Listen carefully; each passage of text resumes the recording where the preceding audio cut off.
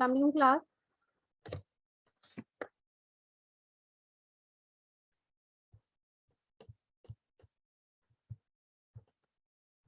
आवाज आ रही क्लास मेरी आपको? जी मैम आ रही। वालेकुम अस्सलाम। वालेकुम अस्सलाम मैम।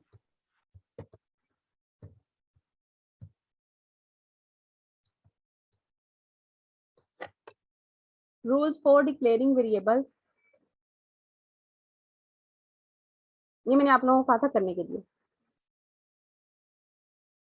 रूल्स से जस्ट मैंने उसका व्यू दिया था आप लोगों को कि व्यूज किस फॉर्म में है, इसके क्या क्या नंबर हम लिख सकते हैं, क्या नहीं लिख सकते, कैरेक्टर्स कौन से डिफाइन कर सकते हैं, नहीं कौन से डिफाइन कर सकते।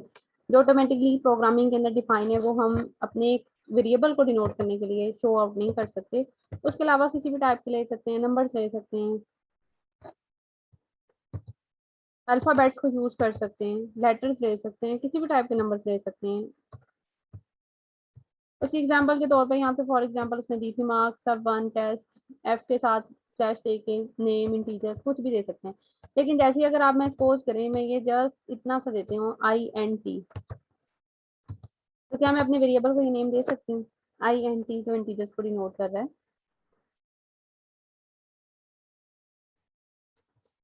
अगर आप में से किसी ने भी इसको पढ़ा होगा तो उसे पता होगा कि हम इसको स्पेसिफाई कर सकते हैं for the number as a variable और नॉट।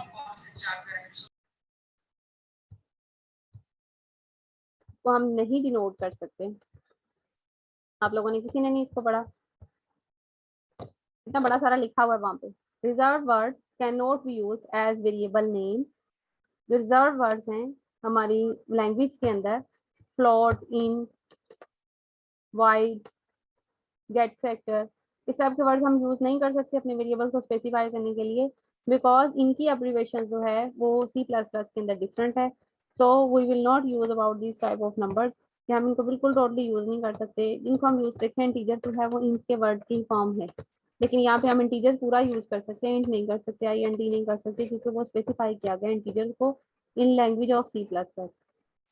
अब आगे जो है वेरिएबल इनिशियलाइजेशन है, इसको भी मैंने आप लोगों को करने के लिए बोला था, लेकिन मुझे पता है आप लोगों ने किसी ने भी नहीं किया इसको। क्लास थोड़ा सा पढ़ने के लिए देती हूँ, ये जस्ट बेसिक है, इसको आप लोग थोड़ा सा किया करें। प्रोग्रामिंग तो देख के लिख लेंगे फिर, लेकिन अगर खुद से प्रोग्रामिंग बनानी पड़ेगी तो फिर कैसे बनाएंगे जब इन बेसिक पॉइंट्स का ही आपको नहीं पता होगा। और मैं इतना थोड़ा थोड़ा पढ़ा रही हूँ कि उसको रिपीट करने के लिए आपको कोई लंबा टाइम नहीं चाहिए, सिर्फ 5 या 6 मिनट चाहिए होंगे बस। सारा डिटेल से मैं करवा देती हूँ, सिर्फ उसको एक दफा रिपीट करने के लिए कहती हूँ, और वो भी आप लोग नहीं करते।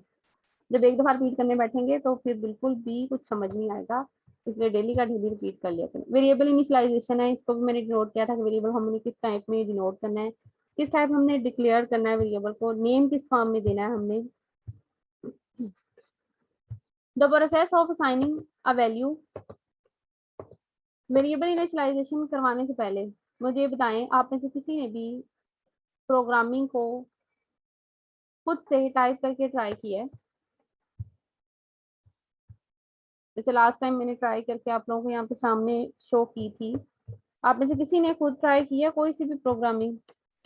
मैम वो किया था हेलो वर्ड वगैरह ना, सिंपल जो थी, जो मैम हमने फर्स्ट चैप्टर में जो पढ़ा है उसको किया था। हो गया था इजीली? यस मैम हो गया था, लेकिन कहीं जगह पे एरर आता है कंपाइलिंग में मैम, वहां से वो मैम मैंने कहा जब आप करवाएंगे तब आपसे फिर क्वेश्चनिंग करूंगा। कंपाइलिंग में एरर आता है? मैम जिस तरह वो नीचे आप मैसेज, जिस तरह कल भी मैम शो हो रहा था नीचे कि हम्म, यहाँ पर ये एरर आ रहा है मैम, वो अच्छा वो मैं आपको बताती हूँ। मैम जब आप प्रॉपर। सम टाइम वो एरर जो है कंपाइलिंग में, वो एरर बिल्कुल स्पेसिफाई नहीं होता। इसमें जो हमने प्रॉब्लम अपनी टाइपिंग में की होती है, जैसे मैंने आप लोगों को एरर वाला करवाया था कि 3 टाइप्स के एरर होंगे, लॉजिकल एरर, सिंटैक्स एरर, और एक हमारे पास डिफरेंट यस टाइप मैम का वो एरर था। सेमी कॉलन को यूज करना, यस मैम हम्म, वो इस टाइप वो देख लिया था, लेकिन मैम वो हम्म, यस बोले मैम। बोले बोले। मैम आई थिंक उसका ना वो ये था कि मैम जिस तरह वो मैंने कल भी आपसे क्वेश्चन किया था कि मैम वो आपने क्लियर स्क्रीन और गेट करेक्टर वाला वो हम्म, वर्ड्स वहाँ पे यूज नहीं हो रहे, तो मैम इसलिए मतलब जिस तरह प्रोग्राम में एंटर होना और उसका एग्जिट होना वो मैम डिफरेंट है यहाँ पर। वो मैंने आपसे कहा था कि जब आप करवाएंगे फिर मैम वहाँ पे आप वो मैंने से आपको पूछ बताया था लूंगा। डिफरेंट प्रोग्रामिंग के लिए डिफरेंट है। तो अभी जस्ट उसकी बेसिक ही डिफाइन की थी, आप लोग उसको ट्राई करें। एरर जो है ना, अगर आप कॉलन वगैरह के एरर देते हैं वो ठीक है। समटाइम ऐसे होता है कि वाइड मेन के आगे जो ब्रैकेट आती है उसके आगे जो है वो कॉलन नहीं यूज होते, सेमीकोलन यूज नहीं होते। यस अगर मैम। वहां पे आप देते हैं तो अगर आप देखें, अगर ट्राई कीजिएगा आप लोग वाइड मेन लिखें, उसके आगे ब्रैकेट लिखें। जैसे मैं यहाँ पे इसको प्रोग्रामिंग जो हमने लास्ट टाइम की है उसी को थोड़ा सा आपको देती हूँ वर्क, थोड़ा सा उसको ट्राई कीजिएगा। जैसे ये प्रोग्रामिंग है, ठीक है, ये वाइड में लिखिएगा, इसके आगे आप ये सेमीकोलन अप्लाई कीजिएगा और आप देखें जब आपको एरर भी डिनोट होगा कि एरर आ रहा है, लेकिन आपको ये नहीं स्पेसिफाई होगा कि कौन सी लाइन के अंदर एरर है और कौन सा एरर है, वो ये डिनोट कर देगा, ब्रैकेट को शो कर देगा। इस टाइप के जो एरर्स हैं वो जी सिंटैक्स एरर्स में आ जाते हैं कि वो हमें स्पेसिफाई नहीं होते कि कौन सा एरर कहाँ पे मौजूद है, वो हमारी टाइपिंग एरर में आता है। तो इस टाइप के जो एरर्स हैं आप इसको एक दफा ट्राई कीजिएगा, यहाँ पे सेमीकोलन लगाएं या इस ब्रैकेट के अकॉर्डिंग लगा लें या गेट स्केच के आगे बाद में ना लगाएं, गेट स्केच के आगे आप देखिएगा आपको एरर जो है वो स्पेसिफाई नहीं होगा। इस टाइप का जो ये सब एरर है कंप्लीट ही नहीं होगा, रन ही नहीं होगा मैम यहाँ पे, अगर ये उसमें छोटे छोटे मतलब हम बिल्कुल खासकर सेमीकोलन। जी मैम। एरर भी डिनोट होगा, एरर भी आएगा, लिखा भी आएगा कि एरर आ रहा है, कंपाइल भी नहीं होगा वो टोटली। और ये भी नहीं होगा जैसे मैसेज बॉक्स में आता है ना कि जैसे लास्ट टाइम हमने किया था लाइन नंबर 9 में एरर है और क्या एरर है वो भी स्पेसिफाई हो गया था। ऐसी कंडीशन के अंदर एरर स्पेसिफाई नहीं होगा, जस्ट ये डिनोट हो जाएगा कि एरर है, आगे रन नहीं हो सकता, कंपाइल नहीं हो सकता। Yes ma'am. ठीक है, ये छोटे छोटे पॉइंट्स हैं कि जिसके अकॉर्डिंग किस टाइप में ये रन हो सकता है, किस में नहीं हो सकता। अगर हमने अपनी मिस्टेक की है करेक्टर्स की वर्डिंग के अंदर, यहाँ पे अपनी इस ब्रैकेट के अंदर जो वर्डिंग हमने जो अपना प्रोग्राम दिया है उसमें मिस्टेक आ रही है, तो ऑब्वियसली उसका एरर, उसकी लाइन सारा कुछ डिनोट होगा। लेकिन जैसे ही हम अपनी प्रोग्रामिंग की मेन पर्पज जो है उसके अंदर हम वर्डिंग में मिस्टेक करते हैं तो वो एरर जरूर आएगा, लेकिन वो एरर स्पेसिफाई नहीं होगा कि कौन सी लाइन में एरर है और क्या एरर है। ये एरर की टाइप थी जो हम लोगों ने लास्ट वाला चैप्टर जो चैप्टर नंबर 2 था उसके अंदर किया था। अब जो है हमने अभी तक जो किया सेकंड चैप्टर के अंदर वेरिएबल को नेम वगैरह किस फॉर्म में देने हैं हमने वो सारा कुछ था। अभी वेरिएबल को आगे किस तरह हमने लिखना है, वेरिएबल की इनिशियलाइजेशन किस फॉर्म में होगी आज जो है वो, उसके बाद फर्दर जो है कांस्टेंट किस टाइप में हम मेंशन कर सकते हैं, ये सारा जो है वो आज मैं यहाँ पे डिफाइन करूंगी। वेरिएबल इनिशियलाइजेशन है, लास्ट में हमने वेरिएबल का किया था कि वेरिएबल को किस टाइप में नेम दे सकते हैं, किस टाइप में हम नेम नहीं दे सकते, वेरिएबल किस टाइप में मेंशन हो सकते हैं। सबसे पहला वाला वो जो वर्ड हम यहाँ पे मेंशन करते हैं वो टाइप नेम के साथ वो स्पेसिफाई करता है हमारी लैंग्वेज को, और सेकेंडली हम वेरिएबल को नेम देते हैं, फिर इक्वल लिखते हैं, फिर उसके बाद वैल्यू लिखते हैं। इक्वल का साइन जो है वो इनिशियलाइजिंग वेरिएबल में आता है कि वेरिएबल हम यहाँ से स्टार्ट करें, हमने वेरिएबल को ये नेम दिया। लेफ्ट और राइट साइड पे हम वेरिएबल्स के इक्वल के साइन की नेम देते हैं। The process to assigning a value to a variable at the time of declaration is known as the variable initialization. Programming के अंदर हम जो वेरिएबल असाइन करते हैं उसको जो हम वेरिएबल को वैल्यू देते हैं वो कहता है जो सारा हमारा प्रोसेस है वो वेरिएबल इनिशियलाइजेशन कहलाता है। The equal sign is use to initialize a variable. अब वेरिएबल का नेम दे दिया हमने, जैसे लास्ट में हमने किया था कैरेक्टर लिखा था, उसमें कैरेक्टर 1 इज इक्वल टू, मैंने कैपिटल ए से दिया था, स्मॉल से दे लें, जैसे मर्जी दे लें, वेरिएबल को नेम देना था आपने। कहता है कैरेक्टर लिखने के बाद उसका नेम लिखते हैं, फिर आगे initialize a variable. Variable name is given on left side, equal के साइन के लेफ्ट साइड पे वेरिएबल का नाम, एंड इक्वल के राइट साइड पे वेरिएबल को जो भी हमने वैल्यू दी है। अब वैल्यू ये नहीं है कि वैल्यू जो है आपने जो भी दी है वो कांस्टेंट होंगे या हमने कोई सॉल्व प्रॉब्लम करनी है, बिल्कुल नहीं है। किसी भी टाइप की वैल्यू आप दे सकते हो, किसी भी टाइप की वैल्यू साइन कर सकते हैं। जैसे ये देखें यहाँ पर लेफ्ट साइड पे कहता है हमने वैल्यू जो अपना वेरिएबल है उसको नेम दिया करेक्टर ए। अब इज इक्वल टू में मैंने यहाँ पे ए लिखा, अब इन केस में ये करेक्टर ए नहीं लिखना चाह रही, मैं यहाँ पे कैपिटल ए लिखना चाह रही हूँ, आगे उसकी वैल्यू देना चाह रही हूँ। तो अगर मैं यहाँ पे कैपिटल ए लिखना चाह रही हूँ तो ये जो करेक्टर यहाँ पे मैंने आगे लिखने हैं करेक्टर 1 और 2, यहाँ पे भी मैंने अपनी वैल्यूज देनी है। यहाँ पे ऐसा नहीं होगा कि मैं वैल्यू जो है यहाँ पे डिफरेंट दे दूँ और फर्दर नीचे डिफरेंट दूँ, उससे फिर हमारा जो है वो एरर हो जाता है। ठीक है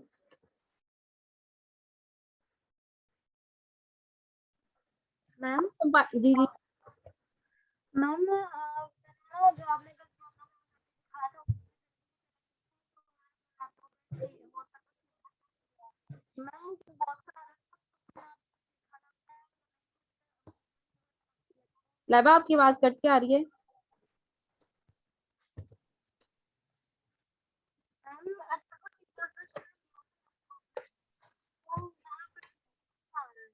वहाँ पे ना बैठ जा रहा है कुछ हो रहा है, ना ही प्रोग्राम कुछ लिखा भी नहीं पा रहा हूँ। अब आई थिंक सो आपका प्रॉब्लम मुझे बिल्कुल क्लियर नहीं समझ आई आपकी, लेकिन आपका प्रॉब्लम ये है कि आपका कहने का मीन ये है कि आप जो प्रोग्राम लिख रही हैं वो आपसे ना टाइप हो रहा है और ना ही वो कंपाइल हो रहा है या रन हो रहा है। ऐसा ही आपका कोई क्वेश्चन है? Yes ma'am. ठीक है, ये प्रॉब्लम बिल्कुल डायरेक्ट पे विंडो जब आप ओपन करती हैं सी की तब प्रॉब्लम आ रहा है, या आप जब उसको रन कर लेती हैं उसके बाद प्रॉब्लम आ रहा है, या एरर में प्रॉब्लम आ रहा है? नहीं मैम, मैंने लिखा ही नहीं, आज कोई प्रोग्राम लिखा नहीं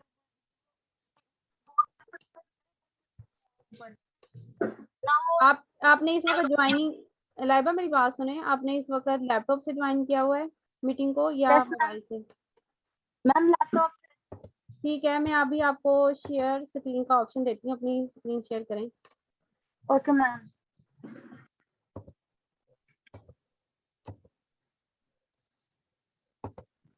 लाइबा अपनी स्क्रीन शेयर करें।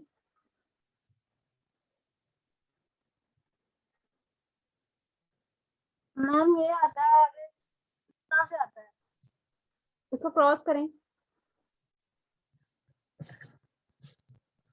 इसे क्रॉस करें। ये क्रॉस नहीं हो रहा मैम। क्रॉस नहीं हो रहा, विंडो का जो बटन है लैपटॉप के ऊपर, जो विंडो का बटन है उसे प्रेस करें।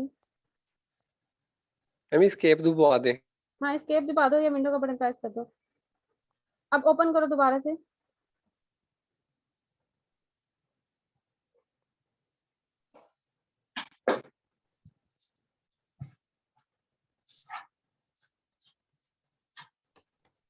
ये प्रेस करें। मैम ये प्रेस करें। मैम समझ नहीं आ रहा।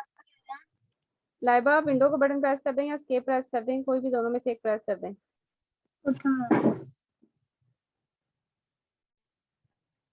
अब नीचे ये ओपन, इसको दोबारा से ओपन करें।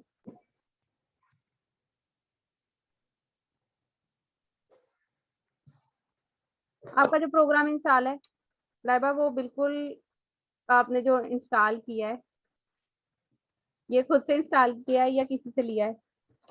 मैम ये तो है ही नहीं है, डज नॉट एग्जिस्ट आ रहा है। देखें मैम, वो डायरेक्टरी देखें मैम इसकी, हमें लाइबा, फिर से करना पड़ेगा। लाइबा आपने मुझे ये बताया, आपने नेट से किया है या किसी से इसको यूएसबी के थ्रू लिया है? मैम यूएसबी के थ्रू लिया था। अगर आपने यूएसबी के थ्रू लिया है तो इसकी पूरी फाइल लें, इसका पूरा फोल्डर लें। सिर्फ लैंग्वेज आपने वहां से ले लिया, उसका प्रोग्राम ले लिया, उसकी पूरा फोल्डर लेना है, फिर ये चलेगा, अदरवाइज ये नहीं होगा। ठीक है, मैम पहले अब अचानक से लाइबा एक तो आपकी आवाज बहुत कट रही है।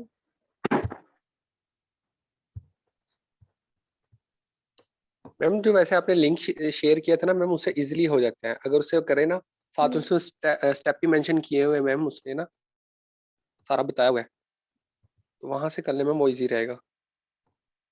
मैंने इसीलिए आप लोगों को लिंक सेंड किया था कि वहां से कर लें। अदरवाइज अगर आप किसी से ले रहे हैं तो उससे एक बात कंफर्म करके लें। एक तो ये कि प्रोग्राम जो है वो जेन्युइन फॉर्म में हो। सेकेंडली, अगर आप इस वे में ले रहे हैं तो पूरा फोल्डर लें, जैसे मैंने अभी, मैं आपको स्क्रीन शेयर करती हूँ, मैंने दोनों तरह इसको सेव किया हुआ है। मैंने इसे सी में सेव किया है, ये देखें मेरे पास इसका पूरा फोल्डर है, टर्बो C++। उसके बाद इसके डिस्क के अंदर ये बिन वगैरह की सारी फाइल्स आती हैं। मैंने ये पूरा फोल्डर जेन्युइन फॉर्म में लेके इसको मैंने सेव किया। अदरवाइज इसको अगर नेट से कर रहे हैं तो नेट से भी इसकी सारी स्पेसिफिकेशन पूरी फिर डिटेल में आती हैं, वो आप लोग सेव करें। किसी से ले रहे हैं तो पूरा फोल्डर लें एज इट इज। इसके अंदर ये देखें, दोबारा से मैं इसको डिस्प्ले करती हूँ। अगर मैं इसको चाहती, मैं जैसे इसको इतना भी ले सकती थी। ये देखें, आपने सिर्फ ये वाला उठाई है, डॉस बॉक्स वाला उठाया है और इसको कॉपी पेस्ट कर लिया, यूएसबी के थ्रू इसको कर लिया। ये नहीं ऐसे रन होगा, इसमें एरर आता जाएगा। ना ही आप इसके अंदर एडिटिंग कर सकते हैं, ना कोई वर्क, क्योंकि आपने पूरी फाइल नहीं ली। फाइल के अंदर इसके सारी की सारी जो रजिस्ट्रेशन की कोडिंग होती है वो सारी ऐड होती है।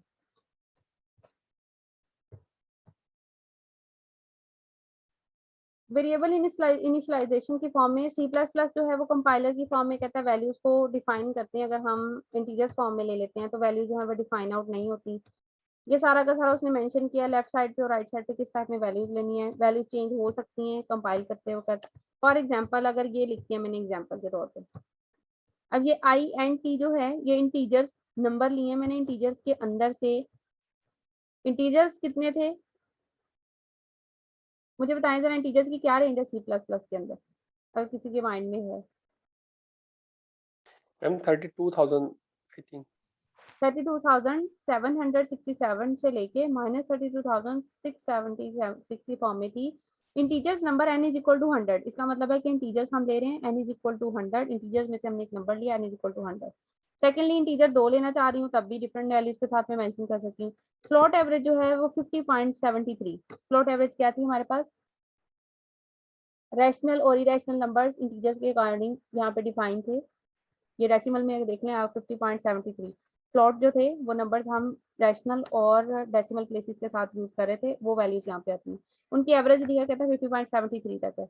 आगे फर्दर करेक्टर है, करेक्टर को हम किस फॉर्म में डिनोट करते हैं, वैल्यूज जो हम वेरिएबल्स देते हैं ए बी सी शॉर्ट या लॉन्ग किसी के साथ भी दे सकते हैं, कोई से भी दे सकते हैं। करेक्टर को उसने डिनोट किया ग्रेड के साथ इज इक्वल टू है। ये जो इंट और फ्लोट और करेक्टर ये जो डिनोशन है, ये डिनोटिंग जो है ये हमारे पास सी प्लस प्लस की कंपाइलिंग के अंदर ऑटोमेटिकली है। आगे हम जो नंबर देते हैं कहता है ये एन एक्स, ये हम इसके वेरिएबल को स्पेसिफाई करते हैं। आगे उसकी राइट साइड पे जो है इक्वल के वो वैल्यूज देते हैं। कॉन्स्टेंट्स हैं, कॉन्स्टेंट किस टाइप के होते हैं, कॉन्स्टेंट टू टाइप्स के कॉन्स्टेंट है, लिटरल कॉन्स्टेंट्स हैं और सिंबॉलिक कॉन्स्टेंट्स हैं। सिंबल वाइज कॉन्स्टेंट हो गए, लिटरल कॉन्स्टेंट्स के अंदर हम डिफरेंट वैल्यूज को डिनोट करके डिफरेंट वेज में दे सकते हैं। जैसे आप लोगों में से अभी किसी ने बोला था कि हेलो वर्ड को मैंने ट्राई किया था तो वो हो जाता है। इसी टाइप के जो कॉन्स्टेंट्स हैं यहाँ पे डिनोट हैं। अब कॉन्स्टेंट जो हैं उनको हम चेंज नहीं कर सकते, क्वांटिटी चेंज नहीं कर सकते। जैसे ये मेरे पास डिफाइन है integer n is equal to 100, इसमें से वैल्यू जो है वो मैं चेंज कर सकती हूँ। जो मैंने नेम दिया है अपने कांस्टेंट को, यानी कि n जो नेम दिया है या x y z जो भी कांस्टेंट में लिखूंगी उसको जो मैंने नेम दिया है वो नेम चेंज नहीं हो सकते, इनकी आगे वैल्यू चेंज हो सकती हैं। इसकी कहता है आगे टू टाइप्स हैं सी प्लस प्लस के अंदर कॉन्स्टेंट्स को, लिटरल कॉन्स्टेंट है और सिंबॉलिक कॉन्स्टेंट है। अब लिटरल कॉन्स्टेंट किस फॉर्म किया, literal constant is a value that is type directly in a program. Program में हम डायरेक्टली इसको टाइप कर देते हैं। जैसे मुझे आंसर चाहिए या मुझे अपनी स्क्रीन के ऊपर जस्ट वर्ड चाहिए हेलो वर्ड, मुझे पीछे कुछ नहीं देना, कुछ भी डिफाइन नहीं करना। मैंने कैरेक्टर 1 लिखा है 2 लिखा, कुछ नहीं लिखूंगी, डायरेक्ट लिख दूंगी।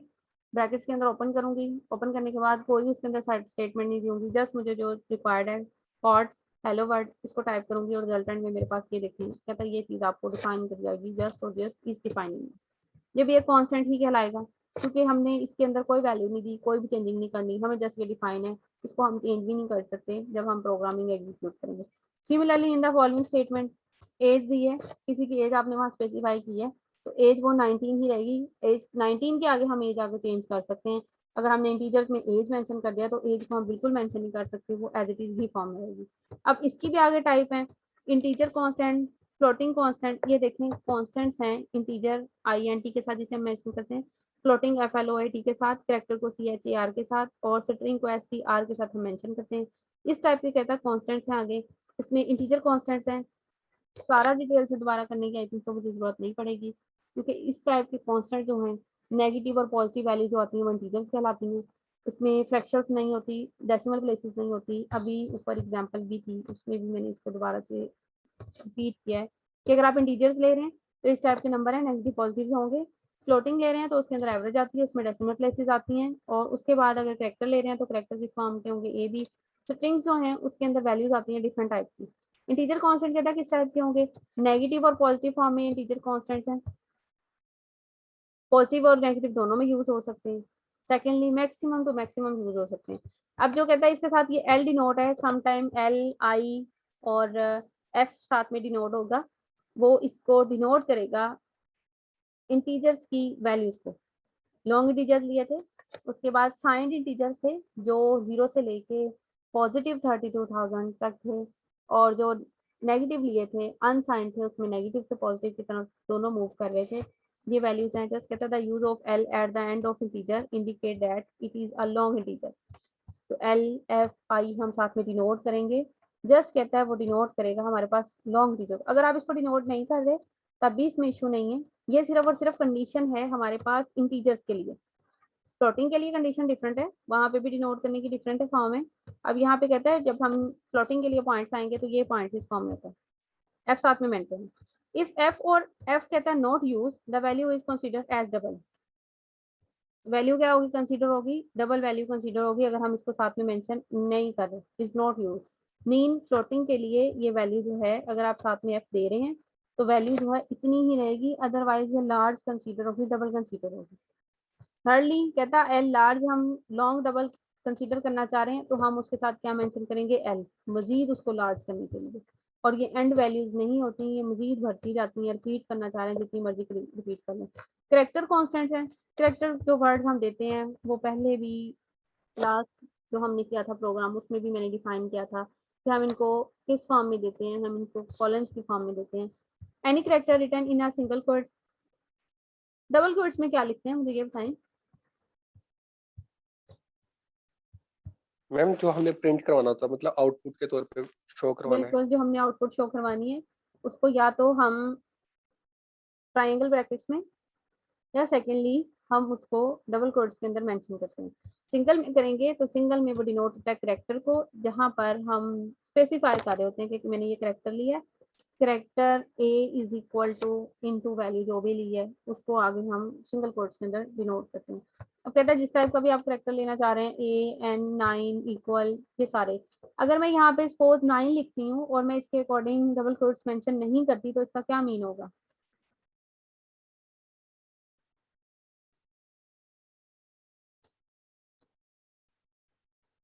जो मंडे को लेक्चर हुआ था उसमें मैंने बिल्कुल डिटेल से बताया था, वहां पे 9 नहीं था, वहां पे 5 था। अगर हम इसको अपने कोड्स के अंदर यूज नहीं करते इट्स मीन ये कैरेक्टर का नेम यूज नहीं होगा, ये नेम कंसीडर नहीं होगा, ये वैल्यू कंसीडर होगी। जैसे नंबर 9 1 2 3 4 6 ये 9 उसमें कंसीडर होगा। अगर इसको कोड्स के अंदर मेंशन करते हैं तो फिर ये स्पेसिफाई होगा कि हमने किसी भी चीज को ये नेम दिया है 9 का या एन दिया है ए दिया है। साथ में नहीं मेंशन करते कोड्स तो वो फिर नंबर ही कंसीडर होगा, वो फिर स्पेसिफाई नेम कंसीडर नहीं होगा। स्ट्रिंग कॉन्स्टेंट्स हैं, इसके अंदर हम डिफरेंट टाइप्स के कॉन्स्टेंट को मेंशन करते हैं। String constant a set of characters written in double quotes. Double quotes questions के अंदर हम इसको लिखेंगे इस कॉल्ड स्ट्रिंग और string constant. It may consist of any alphabets characters digits and special symbols. अब देखें यहाँ पे मैंने अभी ऊपर एक बात बोली है कि हमने जो रिजल्ट शो करना है वो जरूरी नहीं है जब हमने उसको मैसेज को शो करना है, वहां पे भी हमने इसको पढ़ा था चैप्टर 2 के अंदर। और का वर्ड था या तो आप ट्राइंगल ब्रैकेट्स में दे दें या आप डबल कोट्स के साथ उसको मेंशन करें। लेकिन जब हमने ये एग्जांपल की थी आप में से किसी ने भी मेरे से ये क्वेश्चन नहीं किया कि मैम ये हमने पीछे ये पढ़ा है और अब ये चीज क्यों इस फॉर्म में डिनोट की है। जो मैंने उस दिन एग्जाम्पल लिखी भी थी, प्रोग्रामिंग की थी, ये देखें अभी मैंने ये चीज बोली है या तो ट्राइंगल ब्रैकेट्स में उसको डिनोट कर दें या डबल कोट्स में डिनोट करें। ये चीज हम लोगों ने लास्ट पे की थी। अब वो मैम यही ये चीज दोनों जरूरी नहीं है। अब यही चीज बताई है दोनों क्यों जरूरी है। दोनों उस कंडीशन में जरूरी है जब हम अल्फाबेट जो हैं वो वैल्यूज जो हैं वो ज्यादा ले रहे हैं, एक सिंगल वर्ड नहीं लिख रहे, तब ज्यादा जरूरी है। तब इन दोनों को भी मेंशन करना है और ट्राइंगल ब्रैकेट्स को भी हमने मेंशन करना है। यही चीज उसने स्ट्रिंग में डिफाइन की है कि जब आप स्ट्रिंग वर्ड्स ले रहे हैं इट्स मीन हम एक से ज्यादा कैरेक्टर्स को लिख रहे हैं। A set of characters written in double questions is called string और string constant. It may consist of any alphabet characters digits and special symbols. अब देखें पाकिस्तान का वर्ड लिखा है, इसमें अब एक वर्ड तो था नहीं कि मैं उसको डबल कोट्स से हटा के सेपरेट लिख देती। एक सिंगल होता तो मुझे लिखने की जरूरत नहीं थी, डबल कोट्स नहीं डालने की जरूरत थी। सिंगल में इसको डिनोट कर सकती थी सिर्फ और सिर्फ ट्राइंगल ब्रैकेट्स के साथ, बाकी मुझे करने की जरूरत नहीं थी। अब देखें 1 2 3 एक से ज्यादा कैरेक्टर डिजिट्स आ गए हैं तो मैंने 1 2 3 के हिसाब से भी लिखना है। 99 माल रोड लाहौर, अब इसके अंदर तो बहुत ज्यादा वैल्यूज आ गई हैं, उसने कंबाइन भी कर दी है कि आप कैरेक्टर्स भी लिख सकते हैं, अल्फाबेट्स भी लिख सकते हैं, डिजिट्स भी लिख सकते हैं, सारा कुछ लिख सकते हैं कंबाइन भी। तो इस टाइप का जो मैसेज हमने शो करना है उसको हमने हमेशा डबल कोट्स में डिनोट करना है जब एक से ज्यादा अल्फाबेट्स हम यूज कर रहे हैं या एक से ज्यादा नंबर्स यूज करें या एक से ज्यादा वैल्यूज जो है वो हम डिफाइन करें। सेकेंडली था हमारे पास सिंबॉलिक कांस्टेंट। सिंबॉलिक कांस्टेंट जो है वो स्पेसिफाइड नंबर है, सिंबल्स को हमने नेम दिए हुए हैं। यहाँ पे उसने फॉर एग्जांपल लिया है, symbolic constant is a name given to value that can not be change. जैसे पाई, पाई की वैल्यू 3.141593 है और मैं राइटिंग में लिखूं कि मैं यहाँ पे लिखना चाह रही हूँ पाई की ही वैल्यू, लेकिन मैं नेम उसे डिफरेंट दे देती हूँ, ये रॉन्ग हो जाएगा, इसमें एरर आएगा, ये कभी भी उसको रीड नहीं करेगा, क्योंकि ऑटोमेटिकली सी प्लस प्लस के अंदर जो पाई लिखा हुआ पी आई या कैपिटल पी आई के साथ जो है उसको डिनोट किया हुआ है, दोनों के साथ उसको हम मेंशन कर सकते हैं, वो एक ही वर्ड रीड होता है पाई के साथ, क्योंकि पाई की वैल्यू 3.141593 एंड सो ऑन के साथ तो चलती है, लेकिन स्पेसिफाई की गई है प्लस के अंदर कि उसको हमने राउंड अबाउट करके यहाँ पे मेंशन किया। कहता है इस टाइप के जो वर्ड्स हैं सिंबॉलिक कांस्टेंट है, सिंबल्स डिनोट किए गए हैं किसी भी स्पेसिफाई नेम के साथ, तो हम उसे चेंज नहीं कर सकते।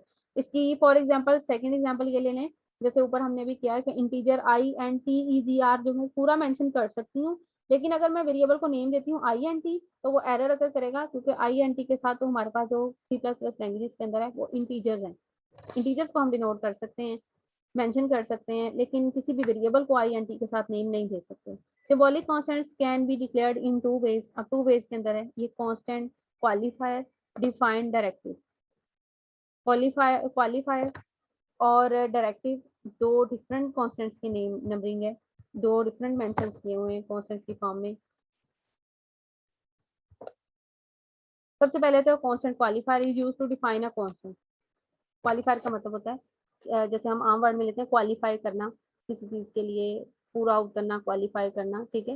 यहाँ पे कांस्टेंट क्वालिफाई जो है वो किसी भी कांस्टेंट को नेम जो हमने देना है वो क्वालिफाई हो रहा है उसके लिए या नहीं हो रहा, ये उस वर्ड में आ रहा है। The constant is declared by specifying it's name and data type. Qualify हो रहा है उसका आगे नेम होगा, उसका कोई डाटा टाइप होगा, किसी भी वे में हम उसको मेंशन कर सकते हैं। The constant must be initialized with some values, the initialized value can not be change during program execution. जो स्टार्ट वाली वैल्यू है वो चेंज नहीं हो सकती। इसमें सबसे फर्स्ट वाला जो चैप्टर था उसमें हमने एग्जांपल की थी कि हमने एग्जांपल के अंदर लिया था natural numbers, sum of natural numbers greater and equal to 40। अब जब मैंने इनिशियलाइजिंग स्टार्ट किया है जो वैल्यू पहले दी है उसी के अकॉर्डिंग होगा, प्रोग्राम एग्जीक्यूट होते वक्त मैं उसको बिल्कुल चेंज नहीं कर सकती, उसी के अकॉर्डिंग एग्जीक्यूशन होती, ना ही अपनी चेंजिंग कर सकती हूँ कि मैंने 40 दिया है तो 40 के अकॉर्डिंग नहीं, उसके लिए मुझे एक सेपरेट प्रोग्रामिंग करनी पड़ेगी या उसी प्रोग्रामिंग को स्टॉप करके उसमें एडिटिंग करनी पड़ेगी। इस टाइप की जो कांस्टेंट क्वालिफायर्स हैं उसके अंदर वैल्यूज को पहले से स्पेसिफाई करना पड़ता है उसकी स्टार्टिंग के लिए, फिर आगे फर्दर जो है वो मूव करना पड़ता है। इसका सिंटैक्स यहाँ पे दिया है कि हम किस टाइप में लिखते हैं, कांस्टेंट डाटा, टाइप आइडेंटिफायर और वैल्यू। सबसे पहले तो है कांस्टेंट, फिर डाटा टाइप। कांस्टेंट क्या देना है, कोई भी कीवर्ड देना है, इंटीजर देना है, आपने फ्लोटिंग देना है, वो सारे के सारे कांस्टेंट्स में आएंगे। It is a keyword used to define a constant. Mention भी क्या है, ये कीवर्ड है कांस्टेंट्स को डिफाइन करने के लिए। लाइक मैंने इंटीजर्स लिखना है, नेगेटिव लिखना है या पॉजिटिव, तो मैं उसके लिए क्या लिखूंगी, सबसे पहले आई एन टी लिखूंगी, तो ये मेरे पास क्या कहलाएगा, कांस्टेंट। कॉन्स्ट के साथ उसने नेम दिया, ये कांस्टेंट ही होता है।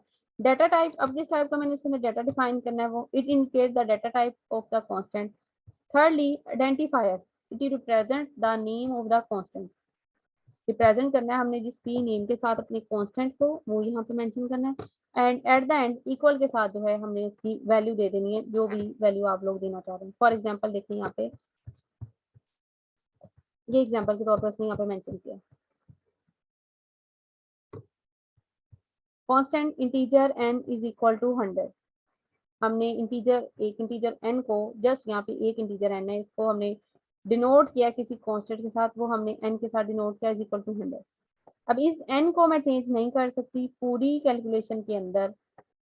अभी तो अगर आप लोगों के माइंड में है कि सिंपल एक ही कैलकुलेशन प्रोग्राम एक दफा रन होता है, ऐसा नहीं है। प्रोग्राम एक दफा रन होगा, बार बार हम डिफरेंट प्रोग्राम्स के फॉर्म में दे रहे हैं, वैल्यूज हमने डिफरेंट किया कि पहले वाले की कैलकुलेशन हो जाए, फिर उसके बाद हम एक सेकंड लें, फिर थर्ड लें, उसके हिसाब से जो है वो हमें डिफरेंट मेंशन करना पड़ेगा। उसमें कांस्टेंट रहेगा n इज इक्वल टू 100। इसको चेंज करना है तो पूरे प्रोग्राम को हमें दोबारा से एडिटिंग फॉर्म में लेके आना पड़ेगा, दोबारा से इसको एडिट करेंगे, फिर जाके एग्जीक्यूशन के अकॉर्डिंग ये चेंज होगा। कहते हैं आप duration of execution we can not change integer n integer N को हम बिल्कुल चेंज नहीं कर सकते एग्जीक्यूशन के दौरान, क्योंकि इसके हमने स्पेसिफाई वैल्यू जो है डिफाइन की है। आगे है डिफाइन डायरेक्टिव। इसमें डिफरेंट वेज में सिंबल्स यूज करके हम डिनोट करते हैं अपने कैरेक्टर्स को। Define directive is also use to define a constant, ये भी कांस्टेंट को यूज होता है। जैसे लास्ट टाइम भी कांस्टेंट्स के लिए कहा था कि सबस्क्रिप्ट का वर्ड, सबस्क्रिप्ट की value, minus, plus, addition, subtraction, सारे ये यूज नहीं होते, क्योंकि माइनस प्लस जो साइंस हैं वो सी प्लस प्लस में कुछ चीज़ों को ऐड करने के लिए, कुछ को सब्ट्रैक्ट करने के लिए ही यूज होते हैं। इसी तरह डैशेस का जो साइन था वो भी इसी फॉर्म में यूज हो रहा था कि हमने अपनी डैश के साथ जो है उसको डिनोट करना है, अपनी वैल्यूज की डिफाइनिंग करनी है। और उसके अलावा वैल्यूज जो हैं, सिंबल जो हैं डिफरेंट, वो डिफरेंट वेज के लिए यूज हो रहे हैं। जो नहीं यूज हो रहे उसको हम स्पेसिफाई कर सकते हैं नंबर्स के लिए। लाइक आपके पास यहाँ पे ऊपर जो कीवर्ड्स आ रहे हैं कीबोर्ड के ऊपर 1 2 3 4 5, इसके ऊपर जितने भी ऊपर आ रहे हैं वैल्यूज, मेरे पास 1 के ऊपर जो है वो डिफरेंट आ रही हैं, 2 के ऊपर जो है वो हैश है, उसके बाद स्लैशेस की फॉर्म है, परसेंटेज है। ये सारी वैल्यूज जो हैं ये हम अपने डाटा के अंदर यूज कर सकते हैं सिंबल्स को डिफाइन करने के लिए, वेरिएबल्स को डिनोट करने के लिए। सिंटैक्स है इसके अंदर किस फॉर्म में देना है। अब आइडेंटिफायर वाइल जो है वो डिफाइन की हुई है पहले से ही। यूज वैल्यूज जो है डायरेक्टिव में, सी प्लस प्लस में डायरेक्टिव जो है उसकी डिक्शनरी के तौर पे कहलाता है। ये सेव होती है अंदर वैल्यूज, इनको हम बिल्कुल चेंज नहीं कर सकते, स्पेसिफाई जरूर कर सकते हैं किसी भी नेम के साथ। लाइक कहता है पाई को मैंने स्पेसिफाई करना है, फॉर एग्जांपल पाई को डिफाइन करना है, यहाँ पे क्या होगा स्लैश डिफाइन और पाई 3.141596, तो उसको मैंने डिफाइन किया है, नंबर लिया है पाई, तो उसको मैंने जस्ट आइडेंटिफाई किया इस वे में। अदरवाइज मैं इसको आइडेंटिफाई नहीं कर सकती, किसी भी और वे में डिफाइन जरूर कर सकती हूँ, लेकिन इस वैल्यू को चेंज नहीं कर सकती जो ऑटोमेटिकली ही डिफाइन है। इसको आप चेंज नहीं कर सकते, ये सिंबॉलिक वैल्यूज कहलाती हैं, इसको हम कभी भी डिफाइन करते वक्त डिफरेंट नहीं कर सकते प्रोग्रामिंग के अंदर। अब जो है आप में से ये कौन प्रोग्रामिंग लिखेगा, जल्दी से बताएंगे। प्रोग्राम है 3.2, write a program that input the radius of the circle. इसमें हमें इनपुट के तौर पे जो डिफाइन करना radius of circle and display the circumference by using formula 2 pi R. Store the value of pi in the constant, constant के अंदर पाई की वैल्यू ऑटोमेटिकली स्टोर है, कहता है by using define directive, define directive को use करते हुए इसको डिनोट करें। अब देखें पहले हम क्या करते थे, include I stream dot H, input और आउटपुट के लिए रिजल्ट हमें दोनों डिफाइन है, सिर्फ और सिर्फ इनपुट नहीं देनी, हमने आउटपुट भी रिक्वायर्ड है, तो आई स्ट्रीम का वर्ड यूज करते हैं। कोनियो था, कोनियो के लिए मैंने फर्दर डिफाइन की थी कि कॉन्स्टलेशंस के अकॉर्डिंग इनपुट और आउटपुट जो है वो हम लोगों ने खुद से डिफाइन करनी है सारी की सारी, तो हमने इसके लिए यहाँ पे डिनोटिंग की थी। अब कहता है डिफाइन पाई, जो हमने नंबर इसके अंदर यूज करना है वो नंबर हमने यहाँ पे डिफाइन के साथ मेंशन कर देना है कि हमें ये पाई जो है वो अंदर रिक्वायर्ड है अपने फंक्शन के अंदर। तो मैंने वो वैल्यू यहाँ से पहले ही, पूरी वैल्यू देने की जरूरत नहीं है, आप सिर्फ नाम दे दें यहाँ पे। देखिए उसने पाई की पूरी वैल्यू नहीं दी, 3.1413 के साथ वैल्यू नहीं दी, मैंने यहाँ पे स्टॉप कर दिया है, इतनी ले लिया, क्योंकि ऑटोमेटिकली ही वो आगे जाकर फर्दर जो है वो यूज हो जानी है पूरी पूरी। वाइड में इन फंक्शन मेंशन किया है, फ्लोट आर, हमें क्या चाहिए रेडियस और सर्कमफ्रेंस, उसने आर और उसके साथ एरिया, और क्लियर स्क्रीन, उसके बाद कोड जो मुझे रिजल्ट चाहिए। अब देखें दो वर्ड में मुझे रिजल्ट चाहिए, एक तो मुझे चाहिए रेडियस और दूसरा मुझे उसकी फॉर्म जो है वो क्या चाहिए सर्कमफ्रेंस। कहता है रेडियस जो है वो इनपुट आपने देनी है प्रोग्राम एग्जीक्यूशन होने के दौरान, और secondly display the circumference by using formula. तो देखें आपके पास सबसे पहले ये मैसेज शो होगा, इसमें आपने एंटर रेडियस, फिर आपने रेडियस को एंटर करना है, एंटर करने के बाद जो भी आप रेडियस देंगे उसके अकॉर्डिंग ये फॉर्मूला ऑटोमेटिकली ही डिफाइन होगा, ये आपने सारा मेंशन करना है, और आपके पास एरिया जो है रिजल्ट के तौर पर मेंशन होगा। अब देखें ये प्रोग्रामिंग जो की हुई है मुझे एक दफ़ा ही एग्जीक्यूट करने के लिए, आप लोग इसको सॉल्व करके सेव करो, तो ये एक दफ़ा के लिए वर्क करने के लिए नहीं है। जितनी भी आपको सर्कल्स के रेडियस चाहिए, कोई भी रेडियस है उसके अकॉर्डिंग एरिया चाहिए, आपने जस्ट क्या करना है, ये प्रोग्रामिंग दोबारा से ओपन करनी है, ओपन करने के बाद उसको रन कर देना है, वहाँ पे वो एंटर रेडियस शो करेगा मैसेज, वहाँ पे आपने रेडियस एंटर कर देना है, ऑटोमेटिकली ही आपके पास एरिया आ जाएगा। अब ये देखें ये प्रोग्रामिंग एक जनरल प्रोग्रामिंग भी कहलाती है, इसमें ऐसा नहीं है कि हमने यहाँ पे रेडियस एंटर कर दिया और फर्दर हमारे पास आंसर आ गया, उसके बाद हम इसके अंदर कोई चेंजिंग नहीं कर सकते, ये एज इट इज ही रहेगा। इसमें बिल्कुल ऐसा नहीं है, जितने भी सर्कल्स का रेडियस आप यहाँ पे एंटर करते जाएंगे उसके अकॉर्डिंग आपके पास रिजल्ट आता जाएगा। इस टाइप की जो प्रोग्रामिंग है जनरल प्रोग्रामिंग कहलाती है कि इसको हम सेव कर लेते हैं एज ए डिक्शनरी फॉर्म में, डायरेक्टिव फॉर्म में, हम इसको फर्दर आगे यूज कर सकते हैं।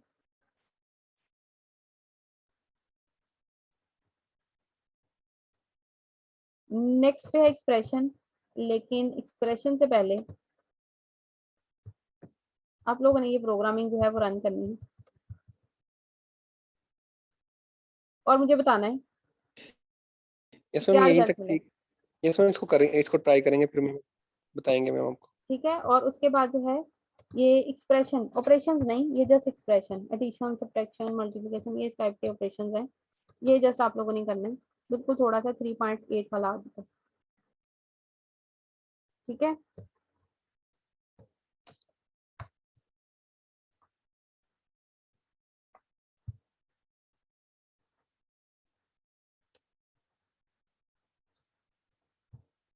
आज के लिए इतना ही काफी है।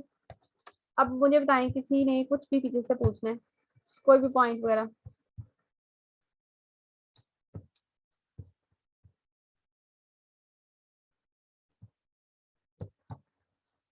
सबने इंस्टॉल करके ट्राई लाजमी करनी है, जिसने नहीं किया मैं दोबारा से फिर कह देती हूँ, जब तक इसको ट्राई नहीं करेंगे ये नहीं आएगी आप लोगों को, बिल्कुल भी लैंग्वेज टाइप करनी नहीं आएगी। जैसे आप उसको ट्राई करेंगे, आप उसको मेंशन करेंगे, आप लोगों को फिर ये सारे के सारे फंक्शंस याद होंगे कि कौन सा वर्ड हम किस चीज़ के लिए यूज़ कर रहे हैं और कौन सी वैल्यू किसको स्पेसिफाई कर रही है, कौन सी वैल्यू हमने कहाँ से यूज़ की है। C++ के अंदर ऑटोमेटिकली कौन सी वर्डिंग डिफाइन है, ये तब तक आप लोगों को नहीं आएगी जब तक आप लोग इसको एक दफ़ा ट्राई नहीं करोगे। जब आप ट्राई करोगे तो आप लोगों को फिर वहाँ से आइडिया होगा कि देखें, अब मुझे यहाँ से बताएं ये फ्लोट का वर्ड यहाँ पे क्यों यूज़ किया।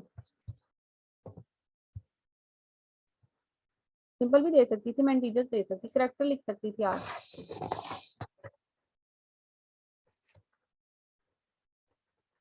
फ्लोट आर और एरिया, आर रेडियस, एरिया जो हमने डिफाइन करना है। फ्लोट का वर्ड यूज किया है फ्लोटिंग पॉइंट्स के लिए, डेसिमल पॉइंट के लिए भी यूज होगा। इसमें था कि हम इंटीजर्स की फॉर्म में अपना डाटा, यहाँ पे अगर आप डाटा दोगे तो डाटा को आप फ्लोटिंग पॉइंट्स में दोगे, इंटीजर्स लिखेंगे तो आप इंटीजर्स पॉइंट्स में देंगे, जो भी वैल्यूज लिखेंगे आप उसके अकॉर्डिंग ही इसे डिफाइन करोगे, जिसके अकॉर्डिंग भी आप लिखते हो। आप इस पर एक दफ़ा इंटीजर्स के साथ भी ट्राई कीजिएगा, एक दफ़ा फ्लोटिंग के साथ भी, दोनों में डिफरेंस जो है वो भी पता चल जाएगा। और उसके बाद जो है आपको वैल्यू भी स्पेसिफाई हो जाएगी कि कैसे आप लोगों ने इसको ट्राई करके सॉल्व आउट करना है। ठीक है,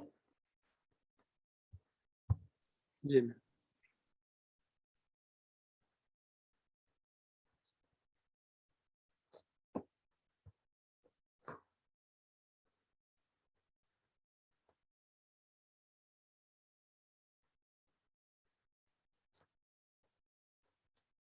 यार अटेंडेंस ले लिया आपने?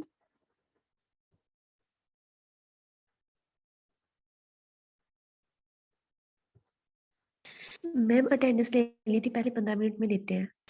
चलें ठीक है। जी।